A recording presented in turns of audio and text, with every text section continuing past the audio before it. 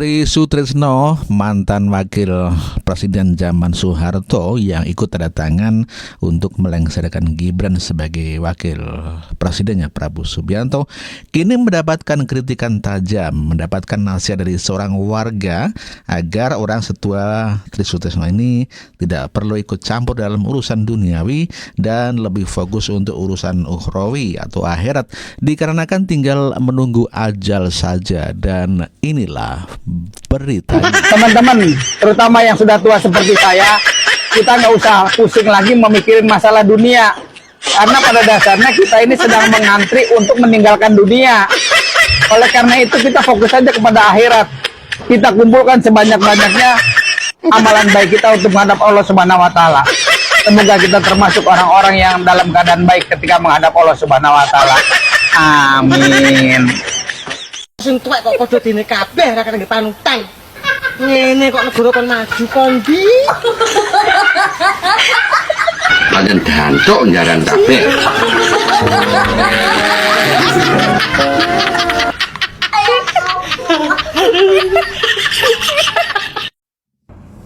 Presiden ke-6 Republik Indonesia, Tri Sutrisno bersama ratusan purnawirawan prajurit TNI yang berada di bawah Forum Purnawirawan Prajurit TNI meminta Wapres Gibran Rakabuming Raka diganti. Tri Sutrisno yang pernah menjadi Wapres di zaman Soeharto ini bersama ratusan purnawirawan TNI meminta agar putra sulung Presiden ke-7 RI, Prabowo Subianto diganti. Mereka beralasan Wapres Gibran harus diganti karena keputusan MK terhadap pasal 169 huruf Q Undang-Undang Pemilu telah melanggar hukum acara MK dan Undang-Undang Kekuasaan Kehakiman. Mereka sepakat mengusulkan pergantian Wapres melalui mekanisme MPR karena keputusan MK terhadap pasal 169 huruf Q Undang-Undang Pemilu telah melanggar hukum acara MK dan Undang-Undang Kekuasaan Kehakiman. Selain itu, mereka juga menuntut agar kroni-kroni Jokowi yang masih berada di pemerintahan Prabowo segera diganti. Permintaan lain agar Polri dikembalikan pada fungsi Kamtipmas, keamanan dan ketertiban masyarakat, di bawah Kemendagri. Forum yang beranggotakan purnawirawan prajurit TNI yang terdiri dari berbagai pangkat ini yang menyampaikan usulan itu kepada Presiden.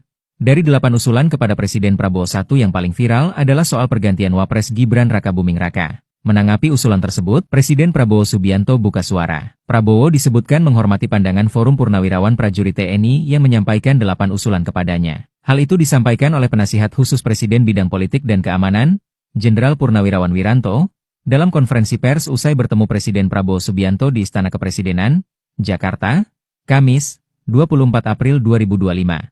Memang saran itu disampaikan oleh Forum para Purnawirawan TNI, para jenderal, para kolonel, ia ditandatangani, disampaikan secara terbuka. Betul kan? Terbuka, secara meluas, ya. Nah di sini tentunya Presiden memang menghormati dan memahami pikiran-pikiran itu, kata Wiranto. Presiden, kata Wiranto, memahami pandangan tersebut karena merupakan mantan prajurit. Presiden memiliki sikap moral yang sama dengan prajurit. Karena kita tahu beliau dan para purnawirawan satu alma mater, satu perjuangan, satu pengabdian, dan tentu punya sikap moral yang sama, ya dengan jiwa sabta marga, ya, dan sumpah prajurit itu.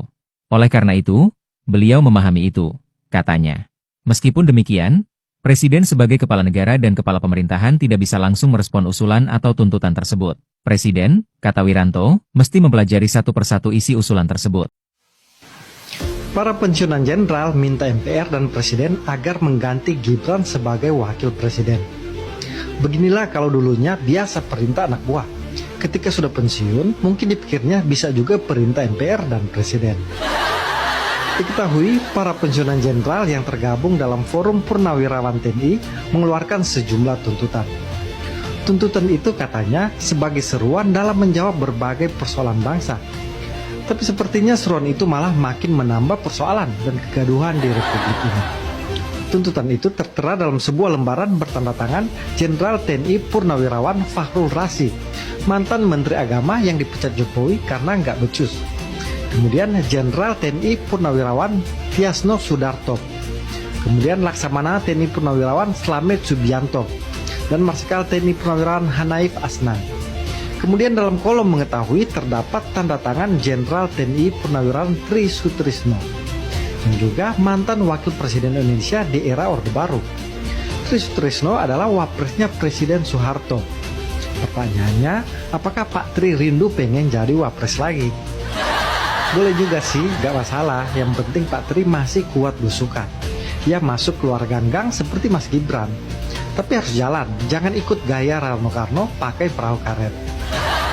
Diketahui informasi ini beredar pertama kali diangkat Refli Harun di channel YouTube-nya.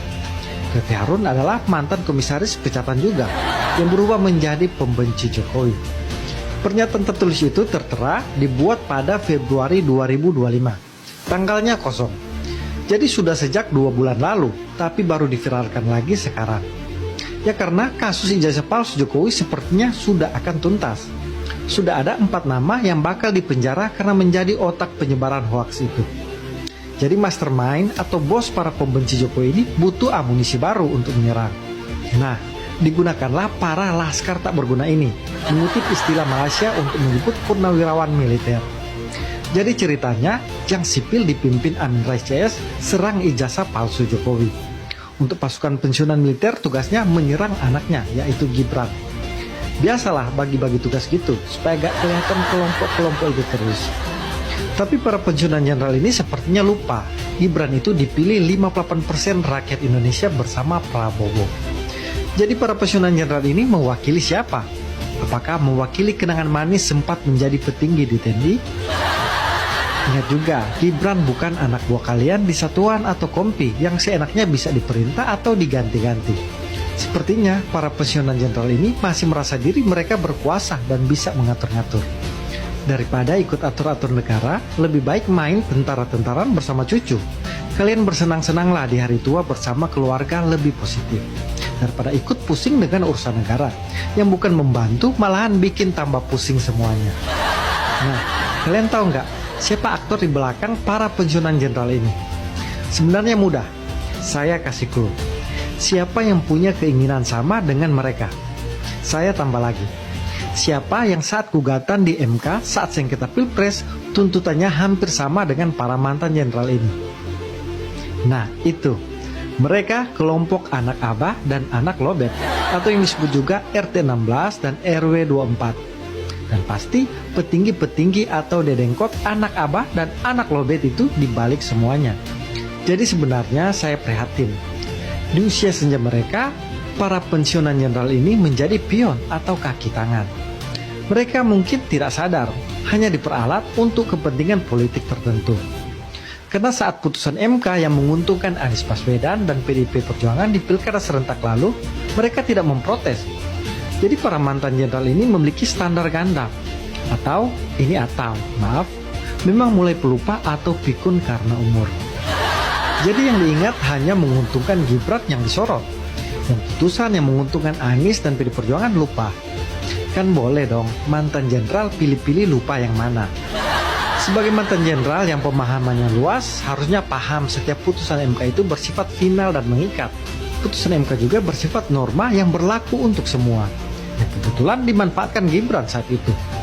Buktinya, untuk pemilu 2029 nanti akan banyak pemuda bisa memanfaatkan putusan MK tersebut dengan mencalonkan diri sebagai capres ataupun cawapres. Saya juga mau bahas lebih rinci 8 poin tuntutan para mantan jenderal ini. Walaupun sebenarnya yang paling penting mereka maksudkan ya poin Gibran itu, poin ke-8. Yang lain sepertinya hanya bumbu-bumbu supaya terkesan keren. Tuntutan pertama, kembali ke Undang-Undang Dasar 1945 asli sebagai tata hukum politik dan tata tertib pemerintahan. Nah, sepertinya para mantan jenderal ini ingin mengembalikan nostalgia zaman Orde Baru. Karena Undang-Undang Dasar 1945 sebelum amandemen memiliki kelemahan karena memberikan kekuasaan yang sangat besar kepada presiden tanpa mekanisme check and balance yang memadai antar lembaga negara. Selain itu, belum ada jaminan mengenai penegakan hak asasi manusia dan otonomi daerah.